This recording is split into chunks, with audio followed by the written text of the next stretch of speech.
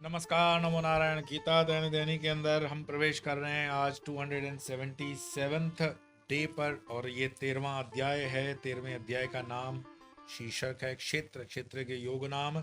और आज के जो दो श्लोक हैं 13वें अध्याय के, वो हैं 15वां और 16वां श्लोक।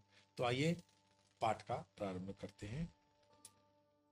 बहिरन्तश्च भूतानाम् अचरं चरमेव च सूक्ष्मत्वात् तद्विज्ञेयं दूरस्थं चान्तिके च तत् अविभक्तं च भूतेषु विभक्तं इव च स्थितं भूतभृत्त च तज्ज्ञेयं ग्रसिष्णु प्रभविष्णु च। भगवान श्री कृष्ण कहते हैं कि तथा वह ज्ञेय समस्त भूतों के बाहर भीतर पूर्ण है, और चर अचर रूप भी वही है, और वह सूक्ष्म होने के कारण अविज्ञेय है, तथा अति निकट और दूर में स्थित भी वही है। तथा वह ज्ञेय विभक्त न होकर भी समस्त भूतों में विभक्त सा स्थित प्रतीत होता है। तथा वह ज्ञेय अर्थात परमात्मा भूतों का धारण पोषण करने वाला और संहार करने वाला तथा उत्पन्न करने वाला है। हम जिसे गॉड कहते हैं, अंग्रेजी में जीओडी गॉड, सनातन में G for generator, O for operator, D for destroyer. Generate स्थिति, प्रलय और उत्पन्न करने वाला गॉड, जो जनरेट कर सके जनरेटर, जो ऑपरेट करता रहे उसको परिपालन कर सके ऑपरेटर, डी फॉर डिस्ट्रॉय, जो उसका विनाश करे। तो ये आइडिया आपको दिखाया मैंने कि शब्द का सनातन से कैसे जुड़ाव है। पर बहिरंतश्च भूतानाम अचरम चरमेव च, वही संपूर्ण भूतों के बाहर भीतर है तथा वही स्थावर जंगम रूप भी है। अत्यंत सूक्ष्म होने के कारण वह अविज्ञेय तथा दूर भी है और समीप भी है। तो कहा नहीं है, वो सूक्ष्माति सूक्ष्म रूप में भी है और विराट से विराट में भी वही है। वो पूर्व में है, वो पश्चिम में है, वो उत्तर में है, वो दक्षिण में है, वो कहां नहीं है, वो सब जगह है। तुझसे हमने दिल को लगाया, जो कुछ है सो तू ही है। कबीर साहब के भी कई ऐसे भजन हैं। कहां ढूंढूं मैं, मोह को कहां ढूंढे बंदे, मैं तो तेरे पास में। ना मैं झगड़ी बिगड़ी में, ना छुरी ग्रास में, मैं तो तेरे पास में। वह अंतर्यामी रूप से पंचकोशों के भीतर होने के कारण सब भूतों के भीतर है, तथा पंचभूतों का साक्षी होने के कारण सबके बाहर है। ये मान लो मेरा शरीर पंचमहाभूतों का, पंचभूतों का जो शरीर है, जिसमें पृथ्वी जल वायु आकाश अग्नि आ गया, तो वो तत्व कहां से है, पंचभूत कहां से है, उसी परमात्मा से। तो वो मेरे भीतर विद्यमान है और मैं उसको देख रहा हूं। कैसे देख रहा हूं, कैसे समझोगे? तो मेरे भीतर जठराग्नि है, जो मैं अन्न खाता हूं वो पचाता हूं। पचाम्यन्नम चतुर्विधम, गीता का श्लोक याद करो। तो उस अग्नि स्वरूप में शरीर के अंदर अगर आपकी जठराग्नि मंद पड़ जाए तो उसको प्रज्वलित करने के लिए, ठीक है, सपोर्टिव आयुर्वेदिक भी देती है दवाएं, एलोपैथी भी कुछ दे देता है, लेकिन उसमें मजा नहीं आता। तो वो जो अग्नि प्रज्वलित करता है, अहम वैश्वानरो भूत्वा प्राणिनाम देहमाश्रित प्राणापान पचायुक्तम वाला श्लोक, प्राणापान पचाने वाला चतुर्विधम, ये भोजन को पचाने के लिए वो जो अग्नि लगती है वो भी उस परमात्मा का ही स्वरूप है। और जो मैं डॉक्टर से बाहर स्वरूप में कहता हूं कि डॉक्टर साहब आजकल मेरा डाइजेशन पावर बड़ा वीक हो गया है, तो डाइजेशन भी मेरा है, उस अग्नि में भी परमात्मा है, और बोलने वाला भी मैं हूं। वो तत्व भी वही है, भीतर भी वही है, बाहर भी वही है। तो सब भूतों के भीतर तथा पंचभूतों का साक्षी होने के कारण सबके बाहर है। इस प्रकार भूतों की रचना करने पर भी वह भूतों से भिन्न है।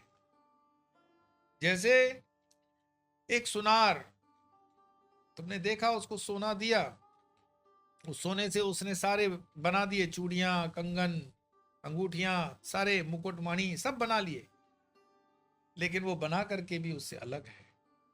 समझाने के लिए समझा रहा हूं, उपमा को समझना।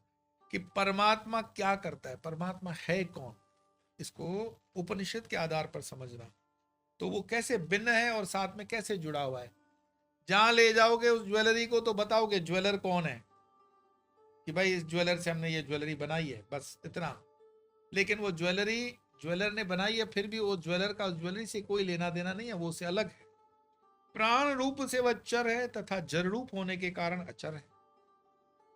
बहुत सुंदर बता रहे हैं कि प्राण रूप से वह चर है, चलित, और जड़ रूप से होने के कारण अचर है, अचल है, नहीं चलेगा। जो चल गया वो चलित है, बाकी अचल है। वही चेतन होने के कारण भोगता है और जड़ होने के कारण भोग्य है। कितना और सुंदर हो गया कि वही चेतन होने के कारण भोगता है। आप कुछ भी लेते हो या गाय भी कुछ खाती है, ये प्राणी खाते हैं, क्यों? क्योंकि चेतन है उसमें। मरी हुई गाय थोड़ी घास खाएगी, मरा हुआ मनुष्य क्या रोटी खाएगा? नहीं खाएगा। लेकिन जड़ होने के कारण भोग्य है। जैसे ही फल को तुमने पेड़ से काटा, निकाला, अब तक तो पेड़ में लगे हुए थे केले, और फिर तुमने निकाल दिए, तो वो चेतनता उससे कट गई और फिर उसको खा लो। और ये किस्मत तो हमारी, नसीब जो है हमारा आश्रमों में हमारा है कि जब विदेशों का भ्रमण पूरा हुआ, प्रारब्ध के कारण जितना अमेरिका, लंदन, जो कुछ देखना था, यूरोप देखना था, देख लिया, और जब हम देश में बसे, हमारा तो लालन पालन जिन परिवार में हुआ, हम जमीनी परिवार से जुड़े हुए, तो हमें पता है पेड़ पौधे चैतन्य है, जल चैतन्य है। मेरे आश्रम में एक आई थी माता जी इसीलिए कर रहा हूँ, स्त्री थी, काफी उम्र भी बहुत अच्छा था उनका। तो उन्होंने देखा कि पेड़ पे केले लगे हुए हैं, केले का पेड़ पहली बार उन्होंने देखा। वो तो बड़ी शॉक्ड हो गई। बोले हैं मैं मूवी निकाल लूं? मैंने कहा किसकी? बोले ये केले ऐसे लगते हैं। तो मैं बोला आपको कैसे लगते थे, कैसे निकलेंगे? बोले मैं तो सोचा कि ऐसे केला लटकता होगा एक एक, मतलब कल्पना ही वियर्ड है। उन्होंने केले का पेड़ नहीं देखा था। कितना गरीब होगा वो मनुष्य। पैसा उसने कमा लिया लेकिन ज्ञान नहीं कमा पाया। उसको पता ही नहीं है कि केले का पेड़ कैसा होता है, केले कैसे दिखेंगे। और इतने गूगल वगैरह होने के बावजूद अगर जिसको पता ना हो, तो वही चेतन होने के कारण भोक्ता और जड़ होने के कारण भोग्य, पंचकोशों का साक्षी होने के कारण वह अत्यंत समीप है और पंचभूतों का साक्षी होने से दूर है। दोनों कैसे बता दिए? पंचकोशों का साक्षी होने के कारण वह अत्यंत समीप है। मुझे मच्छर ने काटा है और उस काटने वाले की जगह पे मैं उसको प्रहार करता हूं, कौन कर रहा है, किसको कर रहा है? लेकिन उस प्रहार करने के लिए मुझे हाथ यहां से लाना पड़ता है, तो समीप भी है और दूर भी है। तो समीप है और पंचभूतों का साक्षी होने से दूर है। इंद्रियों का विषय न होने के कारण वह अत्यंत सूक्ष्म। वस्तु वो हमारे पकड़ में आ जाती है जो इंद्रियों के अंदर आ जाती है पकड़ में।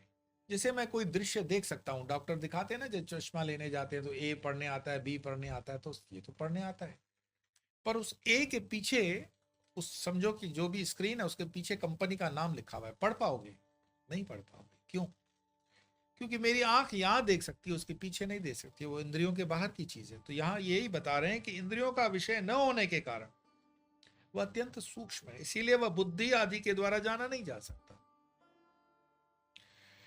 वह अविभक्त होने पर भी भूतों में विभक्त सा स्थित है। उस भूतों का वर्ण करने वाला होने पर भी भूतों का संहार करने वाला और उत्पत्ति करने वाला जानना चाहिए।